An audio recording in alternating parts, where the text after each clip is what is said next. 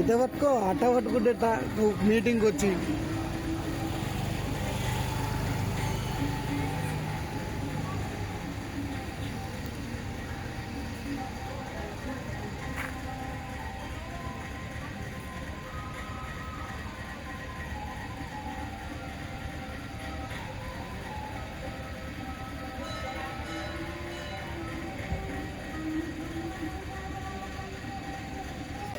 అందరికీ నమస్కారం. ఓం నమో వెంకటేశాయ. గత ప్రభుత్వంలో జరిగినటువంటి లడ్డు కల్తీ మీద ఈరోజు ప్రెస్ మీట్ పెట్టడం జరిగింది. కలియుగ దైవం వెంకటేశ్వర స్వామికి గత ప్రభుత్వం పంగనామాలు పెట్టడం జరిగింది. హిందువులు వెర్రల్లా కనిపిస్తున్నారా ఈ వైవి సుబ్బారెడ్డి గారికి? నెయ్యి కల్తీ జరిగింది అనేసి సిట్టు క్లియర్ నివేదిక ఇచ్చింది. ఆ నివేదికను కూడా మీరు తప్పు ద్వారా పట్టిస్తున్నారు. ప్రజలకి భయాందోళన చేస్తూ గందరగోళం సృష్టిస్తున్నారు రాష్ట్రంలో.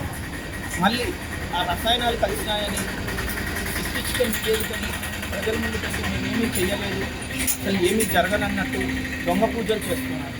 దొంగ పూజలు వెంకటేశ్వర స్వామి భయంతో చేస్తున్నారు. ఏ మాటికి తప్పు క్షమించమని చేస్తున్నారు.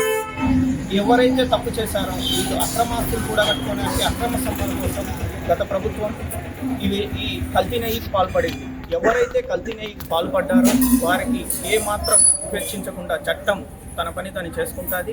కూటమి ప్రభుత్వం దానికి కంపల్సరీ దానికి వెంకటేశ్వర స్వామికి న్యాయం చేసి లడ్డు కల్తీ విషయంలో ప్రజలకి క్లియర్గా చెప్పడం జరుగుతుంది. వాళ్ళు చేసిన అవినీతిని వాళ్ళు వేల కోట్ల రూపాయలు వాళ్ళకి అకౌంట్లో వెళ్ళడం ఇవన్నీ ప్రజలు క్షుణ్ణంగా గమనిస్తున్నారు.